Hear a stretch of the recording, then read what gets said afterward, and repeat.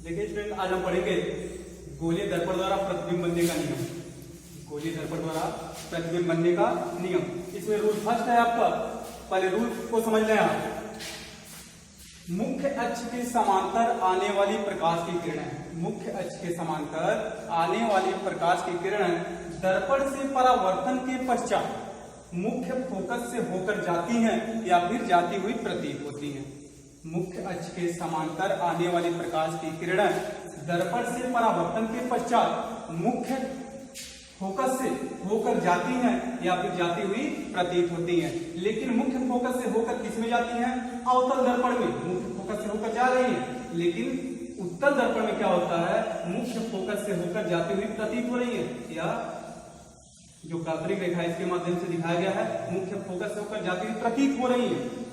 अब इसमें देखेंगे फिगर फर्स्ट, अवतल दर्पण के लिए यहाँ का क्या है? मुख्य अक्ष है। ये जो रेखा है ध्रुव से होकर जा रहा है, वक्रता केंद्र और ध्रुव से होकर जा रहा है। यह कौन सा रेखा आपका?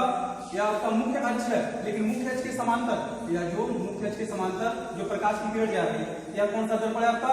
अवतल दर्पण है। अवतल दर्पण से जब इसका परावर्तन हो रहा है तो किससे होकर जा रही है? मुख्य फोकस से होकर के जा रही है। ठीक है, यह पहला रूल है आपका। मुख्य अक्ष के समांतर आने वाली प्रकाश की किरणें, मुख्य अक्ष के समांतर आने वाली प्रकाश की किरणें दर्पण से परावर्तन के पश्चात मुख्य फोकस से होकर जाती हैं। यह किसके लिए है? अवतल दर्पण के लिए है। और उत्तल दर्पण के लिए आपका है मुख्य अक्ष के समांतर आने वाली प्रकाश की किरणें दर्पण से परावर्तन के पश्चात, यहाँ से यहाँ परावर्तन हो रहा है, परावर्तन के पश्चात मुख्य फोकस से होकर जाती हुई प्रतीत हो रही है। यहाँ पर यह काल्पनिक रेखा क्या बता रहा है? यहाँ पर प्रकाश की किरण जाती हुई प्रतीत हो रही है। यह किसके लिए है? अवतल दर्पण के लिए है। अब इसके बाद नियम सेकंड देखेंगे।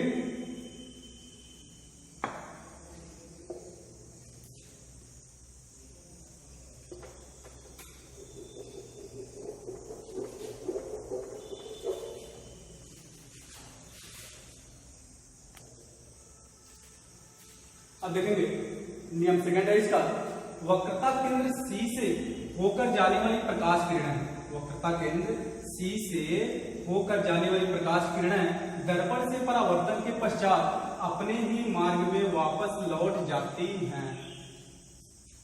अब देखेंगे फिगर फर्स्ट है इसका। ये किसके लिए है? अवतल दर्पण के लिए। क्या है आपका? वक्रता केंद्र क्या है? C है। C से होकर जाने वाली प्रकाश की किरण जा तो रही है, लेकिन परावर्तन के पश्चात पुनः उसी माध्यम में क्या हो रही है? वापस लौट आ रही है। वक्रता केंद्र C से होकर जाने वाली प्रकाश की किरणें अपने ही मार्ग में परावर्तन के पश्चात वापस लौट आ रही है। अब इसमें देखेंगे उत्तल दर्पण में वक्रता केंद्र C से होकर जाने वाली प्रकाश की किरण, या C से होकर जाने वाली है प्रकाश की किरण, C से होकर जाने वाली प्रकाश की किरण, इससे जब परावर्तन हो रहा है तो यह वक्रता केंद्र से होकर आती हुई प्रतीत हो रही है। ठीक है, उसके बाद अब देखेंगे रूल नंबर थर्ड। अब देखेंगे रूल नंबर थर्ड आपका क्या है? मुख्य फोकस से होकर जाने वाली प्रकाश किरण, मुख्य फोकस, ये आपका क्या है? मुख्य फोकस, मुख्य फोकस से होकर जाने वाली प्रकाश किरणें दर्पण से परावर्तन के पश्चात मुख्य अक्ष के समांतर हो जाती है। आपका मुख्य अक्ष क्या है? जो वक्रता केंद्र है और ध्रुव मिलाने वाली रेखा क्या है? मुख्य अक्ष है। अब इधर क्या है? मुख्य फोकस से होकर जाने वाली जो प्रकाश की किरण है, वह जब दर्पण से टकराती है, इसका परावर्तन होता है, वह मुख्य अक्ष के क्या हो जाती है? समांतर हो जाती है। ये जो आपका मुख्य अक्ष है, इसके क्या हो जा रही है? समांतर हो जा रही है। और उसके बाद से ये किसमें है? अवतल दर्पण में। अब उत्तल दर्पण में आप देखेंगे मुख्य अक्ष के समांतर नहीं, इसमें क्या है? मुख्य फोकस से होकर, जो मुख्य फोकस से होकर प्रकाश की किरण निकल रही है, ठीक है, निकलती हुई प्रतीत हो रही है। मुख्य फोकस से होकर प्रकाश की किरण जो निकलती हुई प्रतीत हो रही है, अब यहाँ पर दर्पण से जब परावर्तन इसका हो रहा है तो क्या हो जा रही है? मुख्य अक्ष के समांतर हो जा रही है। ठीक है, मुख्य अक्ष के समांतर हो जाती है। अब उसके बाद देखेंगे चौथा रूल है आपका।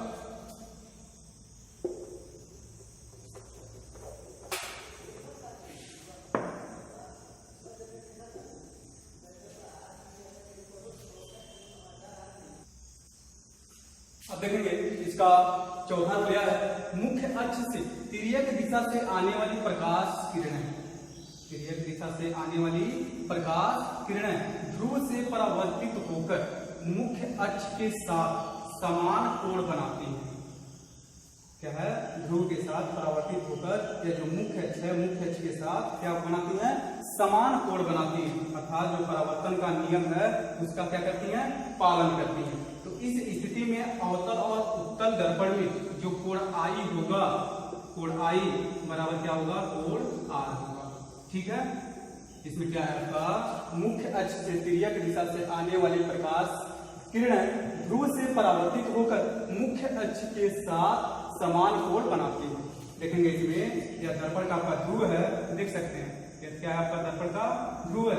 ध्रुव पर जब यह परावर्तित हो रही है तो यह मुख्य अक्ष है, मुख्य अक्ष के साथ क्या बना रही है, कोण आई और कोण आर क्या बना रही है, समान बना रही है। इसलिए कोण आई बराबर क्या होता है, कोण आर होता है। अब देखेंगे अवतल दर्पण द्वारा प्रतिबिंब का बनना, अवतल दर्पण द्वारा प्रतिबिंब का बनना। इसके पहले आपने पढ़ा है अवतल दर्पण द्वारा प्रतिबिंब बनाने के नियम। इसके पहले आपने क्या पढ़ा है, अवतल दर्पण द्वारा प्रतिबिंब बनाने के नियम। उसमें आपको बताया गया 4 नियम बताया गया है।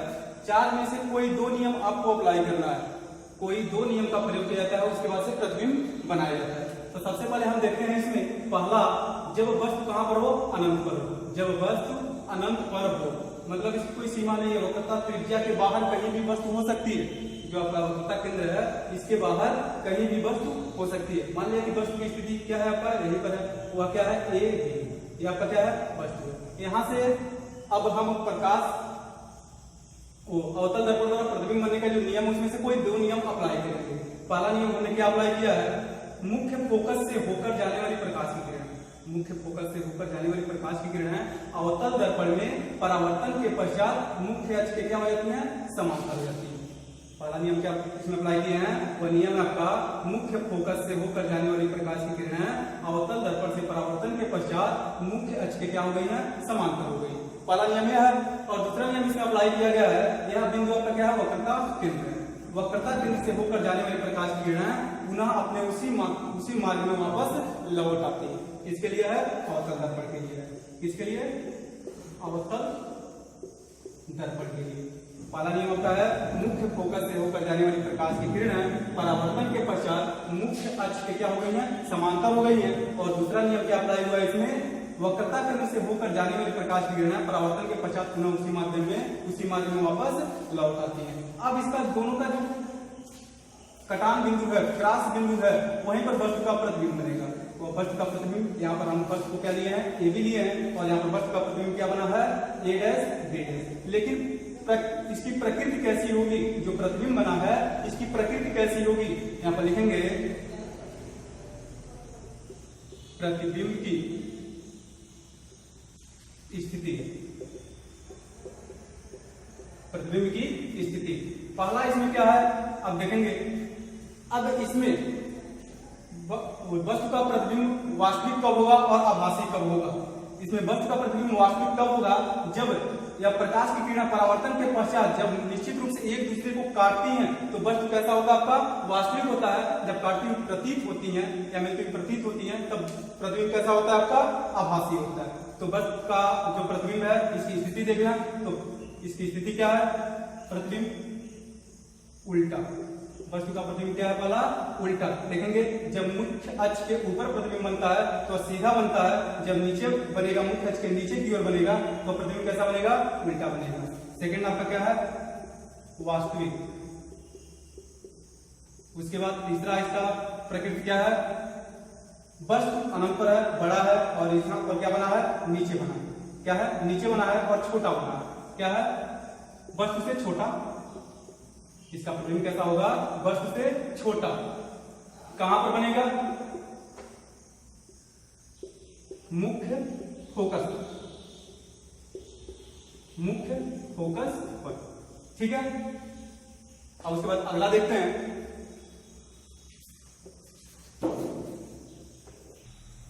आप देखेंगे इसका अगला रूल है, दूसरा रूल है, जब वस्तु अनंत और वक्रता केंद्र के बीच स्थित हो। अनंत आपका वक्रता केंद्र से बाहर की ओर जो दूरी है उसको हम अनंत ही मानते हैं। अनंत और वक्रता केंद्र, अनंत कहीं भी हो सकता है, तो इस अनंत और वक्रता केंद्र के बीच में क्या है, वस्तु स्थित हो। तो इसका प्रतिबिंब कैसा बनेगा, इसकी प्रकृति क्या होगी उसको देखिए।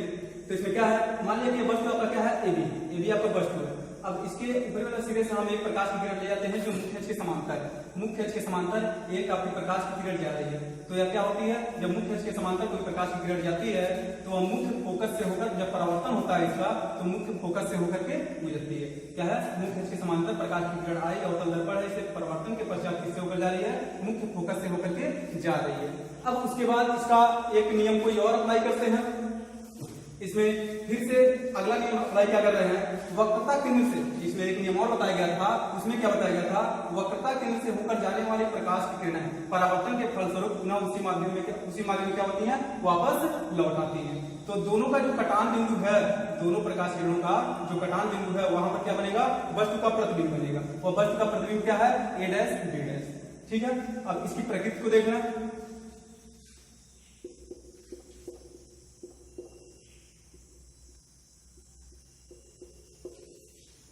प्रतिबिंब की स्थिति। अब इसमें पहला स्थिति क्या है, वस्तु कैसा बनेगा, वस्तु कैसा बन रहा है, उल्टा बन रहा है। जब मुख्य अक्ष के नीचे की ओर बनती है तो वस्तु कैसा होता है, उल्टा होता है, उल्टा। लेकिन कैसा है, कितना बड़ा है, वस्तु से छोटा है, वस्तु से छोटा, लेकिन कैसा है, वास्तविक, वास्तविक। उसके बाद कहां पर बन रहा है, वक्रता केंद्र और मुख्य फोकस के बीच। कहां पर बन रहा है, वक्रता केंद्र और मुख्य फोकस या एफ के बीच। उसके बाद इसका प्रतिबिंब किधर बन रहा है, दर्पण की तरफ ही बन रहा है। किधर बन रहा है, दर्पण की तरफ।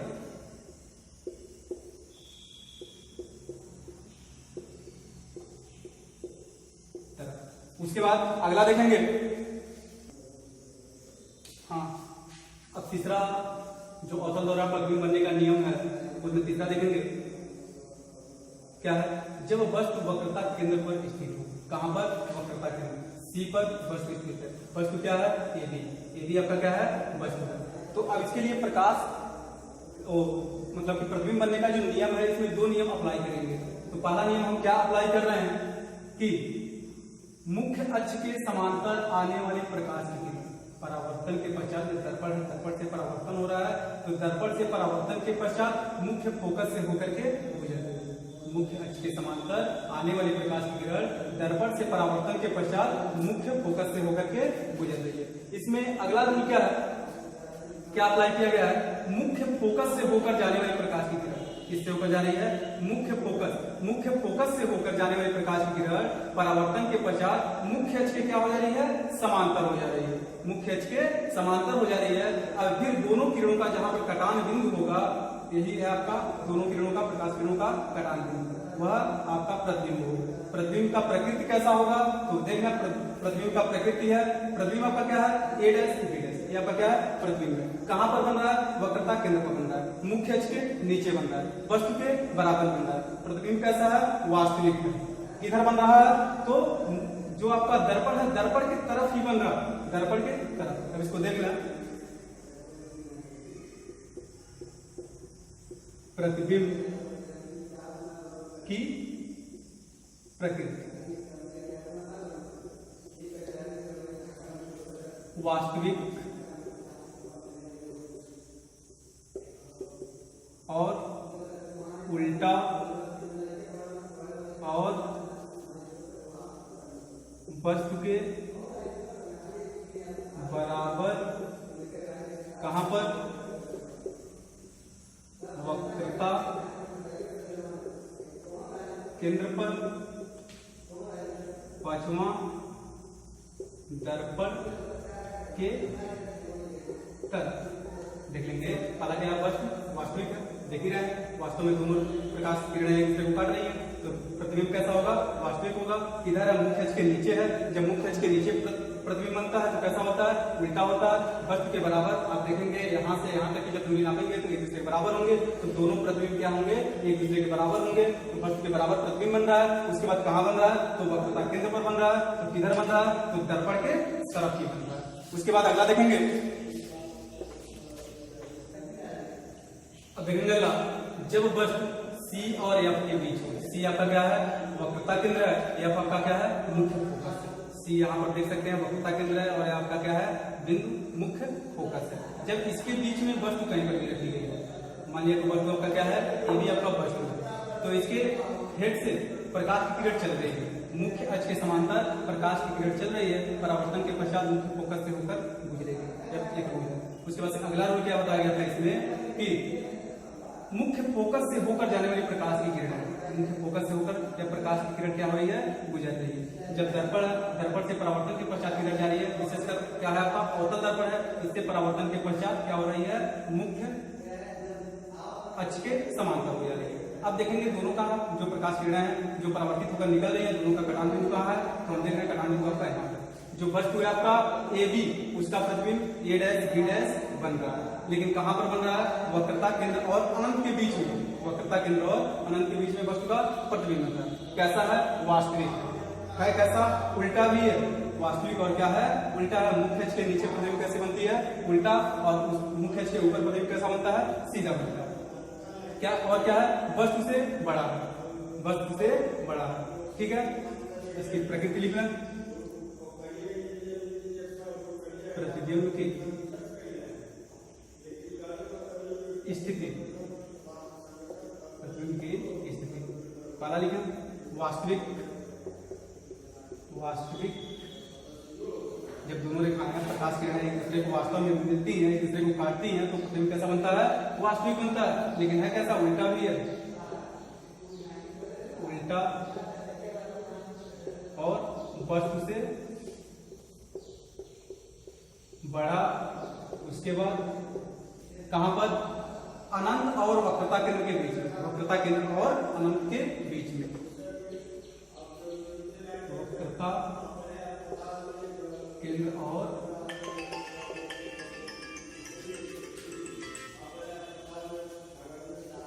अनंत के बीच में। ठीक है, प्रतिबिंब कैसा आपका वास्तविक है, उल्टा भी है, वस्तु से बड़ा है, वक्रता केंद्र और अनंत के बीच में, और क्या है दर्पण के, लेकिन किस दर्पण के अवतल दर्पण, जो अवतल दर्पण है अवतल दर्पण के तरफ ही इसका प्रतिबिंब बनता है। जब वस्तु मुख्य फोकस एफ पर, मुख्य फोकस आपका क्या है एफ पर, जब वस्तु स्थित हो तो उसका प्रतिबिंब कहां बनेगा। अब इसके लिए वही जो प्रतिबिंब बनने का नियम है वही नियम अप्लाई करते हैं। अब क्या है वस्तु है आपका क्या है ए बी, क्या है आपका वस्तु, वस्तु के हेड से प्रकाश की किरण ले जा रहा है जो मुख्य अक्ष के क्या है समांतर, मुख्य अक्ष के समांतर प्रकाश की किरण चलती है, किससे होकर निकलेगी या मुख्य फोकस से होकर के आगे की ओर बढ़ जाएगी। ठीक है, अब उसके बाद इसमें दूसरा नियम क्या अप्लाई हुआ है, वक्रता केंद्र से होकर जाने वाली प्रकाश की किरण, वक्रता केंद्र से होकर जाने वाली प्रकाश की किरण पुनः उसी मार्ग में क्या होती है वापस लौट आती है। ठीक है, अब इसमें देखेंगे या दोनों जब उसी मार्ग में लौट रही है तो दोनों एक दूसरे को कहीं पर मिल नहीं रहे, तब इसका हम प्रकृति लिखेंगे, प्रतिबिंब की स्थिति। प्रतिबिंब की स्थिति इसमें क्या है, पहला क्या है प्रतिबिंब कैसा बनेगा वास्तविक बनेगा, या कहीं ना कहीं आपस में जाकर मिलेंगे तो प्रतिबिंब बनेगा।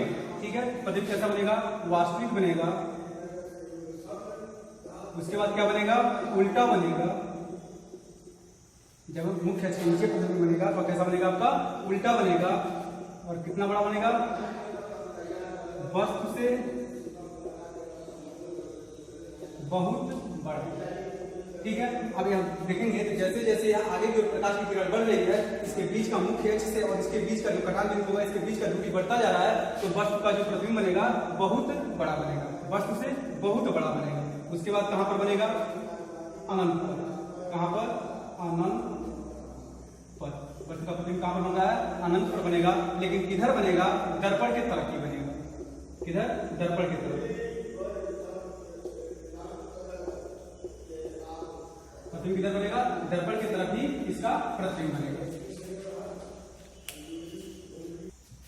उसके बाद देखेंगे जब वस्तु एफ और पी के बीच में, ठीक है, एफ क्या है आपका मुख्य फोकस है, पी आपका क्या है दर्पण का ध्रुव, दर्पण का ध्रुव आपका क्या है पी है, और ये आपका क्या है एफ है। इसके बीच में वस्तु कहीं रखा गया है वह क्या है आपका ए बी आपका क्या है वस्तु है। ठीक है, अब इसमें क्या है वस्तु के हेड से प्रकाश की किरण मुख्य अक्ष के समांतर चल रही है, मुख्य अक्ष है, मुख्य अक्ष के समांतर या प्रकाश की किरण चल रही है। परावर्तन के पश्चात यह किससे होकर गुजरेगी, मुख्य फोकस से होकर के यह गुजरेगी। ठीक है, इसको डाट डाट के माध्यम से हम पीछे की ओर बढ़ा दें।